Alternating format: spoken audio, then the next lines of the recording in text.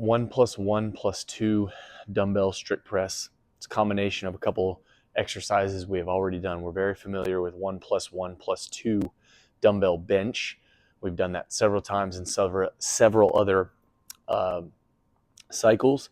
And then we talked a few weeks ago about when we do a seated single arm dumbbell strict press, coming down as deep as we can and rotating. So now we're going to put all of that together. The toughest thing with this exercise is that you're not going to be able to go as heavy as you want to go, because lots of us lack the ability to be completely extended up overhead. You can probably hold a heavier weight with a bent elbow, because then we're putting more pressure on the elbows than we are on the shoulders, or asking more demand out of that. The goal of this exercise is to be completely flexed in the shoulder and have the elbows completely bent, or completely straight. And then the other thing is to try not to have the hands out front. I'm not incredibly flexible up overhead, but I can get my hands pretty close to my ear level. That's what we're going to do here. So we'll take the dumbbells, pop them up.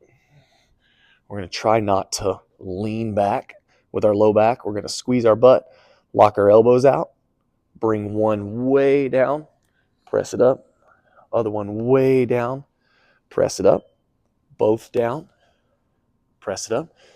Just like in past with our other 1+1+2, is when this one comes down, this elbow shouldn't bend. It should be nice and strong up overhead. Same thing when I come down, nice and strong up overhead. And then both coming down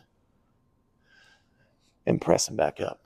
Now, with the shoulder work, we also want to think about belly button is going to stay tight and a butt is going to be squeezed. We don't want that pelvis to dump forward, so that we flare the rib cage back, so that when we go overhead, it's false flexion. Because if you drop your rib cage back, which is